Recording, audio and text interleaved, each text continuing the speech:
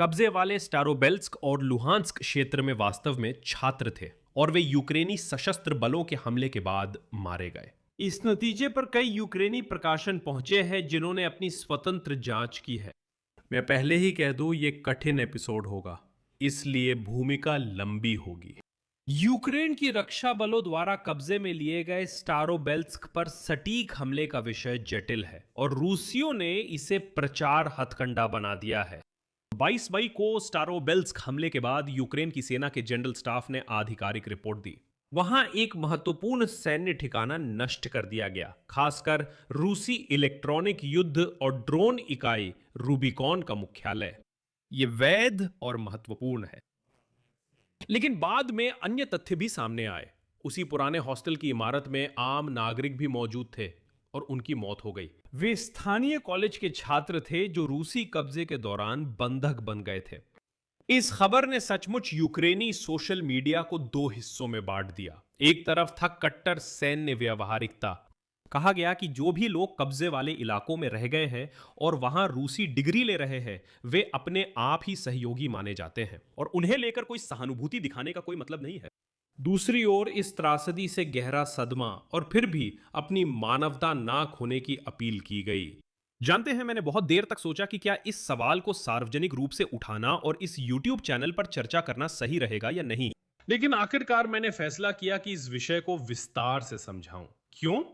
क्योंकि यूक्रेन जंगली रस्सियों से मूल्यों और सच्चाई के लिए ही लड़ रहा है और यूक्रेन की सशस्त्र सेनाओं के हर सैनिक और इस युद्ध में हर यूक्रेनी पीड़ित के प्रति सम्मान के कारण भी। मुझे रूसियों जैसा बनने का कोई हक नहीं है जो बुखा, मारियोपोल या येलेनोवा की त्रासदियों से चीख चीख कर इनकार करते थे, सर रेत में छुपाकर फेक की बातें चिल्लाते हुए। हम आखिरकार एक परिपक्व और सभ्य समाज है जो सच्चाई का सामना करने में सक्षम है, चाहे वो कितनी भी कड़वी क्यों ना हो। और आज हम समझेंगे कि रूस किस तरह से कब्जे वाले इलाकों में बच्चों का इस्तेमाल मानव ढाल के रूप में कर रहा है। स्टारोबेल्स्क में हुई त्रासदी सबसे पहले क्रेमलिन का युद्ध अपराध क्यों है, यूक्रेन की सशस्त्र सेनाओं का नहीं, और इस त्रासदी की आड़ में रूसी प्रचार तंत्र कैसे काम करता है। मेरा नाम अलेक्सेई पेची है। आइए हम सब मिलकर इस जटिल, सच में बहुत जटिल विषय पर चर्चा करें और समझे कि असल में क्या हुआ था। क्या यूक्रेन की कोई सेना है या आप इसकी तुलना नहीं करते? सुनिए मेरी बात, ध्यान दें, मैं चाहता हूं आप मुझे पूरी तरह समझें। अगर हम ये फैसला सिर्फ यूक्रेनी नागरिकों की सुरक्षा के लिए लेते हैं, अगर कोई सैनिक हमारी जनता पर गोली चलाने की कोशिश करे जिनके साथ हम खड़े हैं, तो वे कोशिश कर लें कि औरतों बच्चों पर गोली चला सकें। मैं देखूंगा कि यूक्रेन में ऐसा आदेश कौन देता है। तो 22 मई की सुबह लुहांस्क क्षेत्र के कब्जे वाले स्टारोबेल्स्क में स्थानीय टेलीग्राम चैनल सच में युवा लड़कों की तलाश की घोषणाओं से भरे हुए थे। माता पिता और परिचित शिक्षक कॉलेज हॉस्टल पर हमले के बाद लापता लोगों को खोज रहे थे। इस बारे में सबसे पहले रियालनाया गजेटा ने लिखा और बाद में बाकी यूक्रेनी मीडिया ने भी इस पर लिखा। और यहां मैं उसी रियालनाया गजेटा का एक उद्धरण पेश करता हूं। रिडैक्टिव्स पर चर्चा करने से पहले तथ्य: मारे गए लोग असली इंसान थे। उनके वकोंटाक्टे पेज अब भी खुले हैं। कुछ लोग स्टारोबेल्स्की पेडागोजिकल कॉलेज के आधिकारिक ग्रुप से जुड़े हैं। उन्होंने तस्वीरें पोस्ट की थी, उनके दोस्त थे। अब वहां शोक संदेशों वाली टिप्पणियां हैं। उनके नाम रूसियों द्वारा प्रकाशित मृतकों की सूचियों से मेल खाते हैं। उदाहरण के लिए अनास्तासिया वासिलेंको ने इस साल मार्च में अपने पेज पर एक छोटा वीडियो पोस्ट किया था। 23 मई को वहां पहली बार शोक संदेश आए। अलेक्जेंड्रा कोवपाक के पेज पर 3 दिनों से शोक संदेश और विदाई वाले कमेंट्स आ रहे हैं। लड़की ने सार्वजनिक रूप से आखिरी फोटो 26 फरवरी को पोस्ट की थी। 19 साल की अन्ना पोग्रेबनिचेंको के अंतिम संस्कार में प्रचारक आए और उन्होंने दुखी रिश्तेदारों के साथ एक रिपोर्ट बनाई। वो वकोंटक्टे पेज पर भी लोग शोक, समर्थन और यादों के शब्द छोड़ रहे हैं।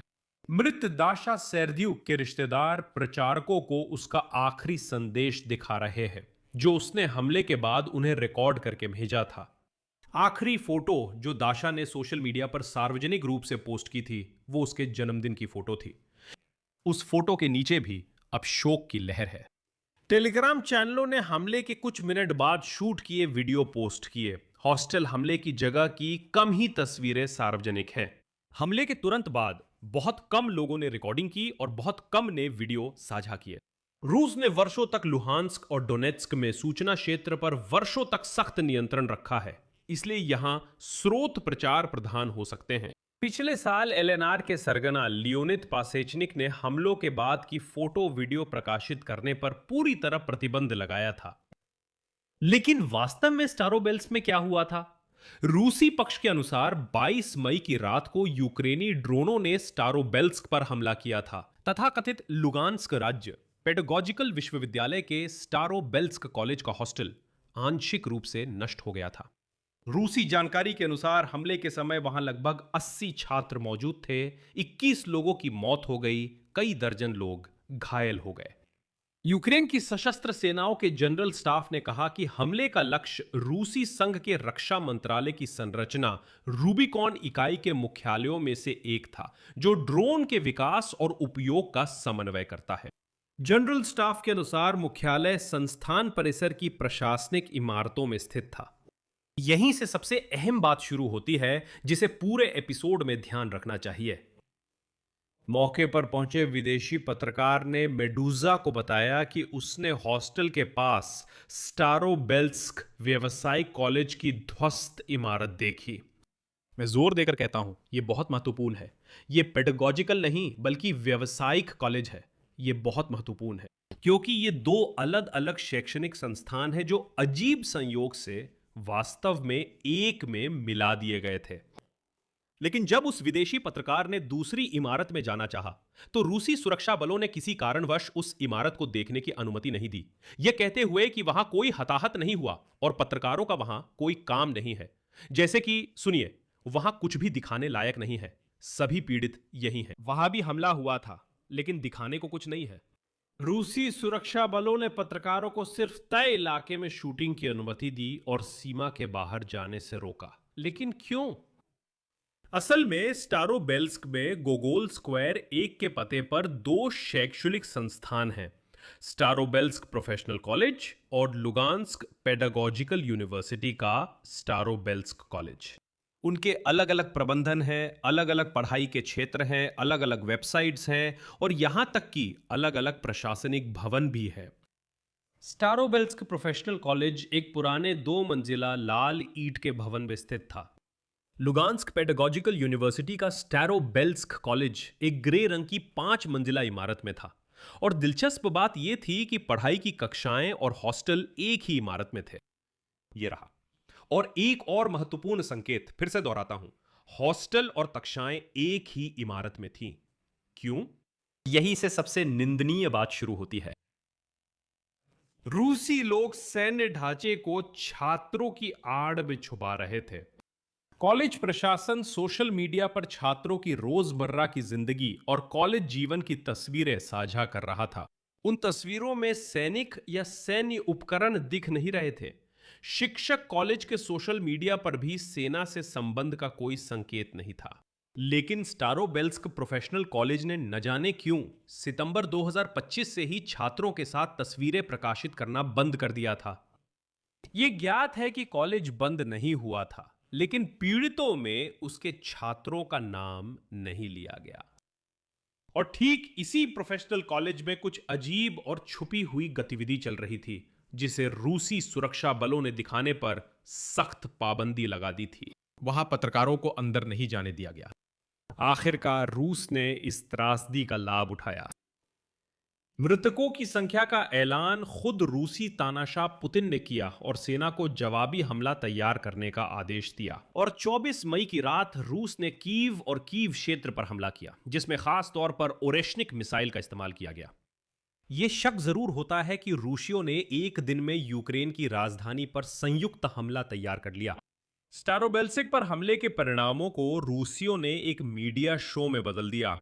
उन्होंने बड़े पैमाने पर फूल चढ़ाने का आयोजन किया और रूस के अलग अलग शहरों में बड़े स्क्रीन पर शोक संदेश दिखाए। दुकानों और कैफेज पर झंडे झुका दिए गए। मृत्यु के बारे में भावनात्मक संदेश तुरंत ही राजनीतिक नारों के साथ बारी बारी से आ रहे थे। हालांकि इन प्रचारात्मक कहानियों के नायक तथ्य ही बता रहे थे। और दिलचस्प बात यह है कि उनमें से किसी ने भी यूक्रेन की सशस्त्र सेनाओं को दोषी नहीं ठहराया। वे कहते थे, देखिए त्रासदी हो गई है। अब मुख्य बात, मारे गए और घायल हुए छात्रों के बारे में रूसी लोग लगातार बच्चा या बच्चे शब्द का इस्तेमाल करते हैं। यह जानबूझकर की गई एक चाल है, क्योंकि 18 साल का इंसान अब बच्चा नहीं होता और उसे समझदारी से फैसला लेना चाहिए, खासकर जब उसे पता हो कि उसी इमारत पे साफ तौर पर सैन्य गतिविधियां हो रही हैं। यहां एक और दिलचस्प विरोधाभास है। 2 दिन बाद 24 मई को उसी हमले की जगह तथाकथित विदेशी पत्रकारों को लाया गया, जिनमें ज्यादातर क्रेमलिन के प्रति वफादार ब्लॉगर थे, जिनका क्रेमलिन के नैरेटिव से जुड़ा हुआ इतिहास दर्ज है। उदाहरण के लिए चे बोज, यानी रशिया टुडे के संवाददाता जो बस आयरलैंड से है, और आगे साद खलाफ, ये अल अरेबिया के संवाददाता हैं जो मॉस्को में हैं और रूस द्वारा मान्यता प्राप्त अग्रिम मोर्चे की यात्राएं कर चुके हैं। जियोवानी पिन्नी, एक इतालवी पत्रकार जो रूस में रहते और काम करते हैं, वे रूस के यूक्रेन के खिलाफ युद्ध को कवर करते हैं। दिलचस्प है कि क्रेमलिन के वफादार पत्रकारों में भी स्टारोबेल्स्क में कुछ लोग रूसियों पर भरोसा नहीं करते थे। तो उदाहरण के लिए लुगांस्क के प्रचारकों ने इटली की एक पत्रकार पर शिकायत की। किसी कारण से वे कथित शब्द जोड़ रही थी जब कॉलेज हॉस्टल की घटनाओं का वर्णन कर रही थी। रूसियों ने फिर से हमले के बाद सिर्फ एक इमारत दिखाई, लेकिन पत्रकारों को दूसरे कॉलेज की स्थिति बिल्कुल नहीं दिखा रहे थे और क्यों हॉस्टल प्रभावित हुआ था, और ये सब कुछ नहीं है। इसीलिए यह भी राय आई कि हॉस्टल में मारे गए लोग ना तो भविष्य के शिक्षक थे, ना ही भविष्य की किंडरगार्टन की देखभाल करने वाली महिलाएं, बल्कि ड्रोन ऑपरेटर थे जो प्रशिक्षण ले रहे थे। यह निष्कर्ष इस आधार पर निकाला गया है कि चेल्याबिंस्क क्षेत्र में रूबिकॉन यूनिट में ड्रोन ऑपरेटर की पोस्ट के लिए लड़कियों को भर्ती किया जा रहा था।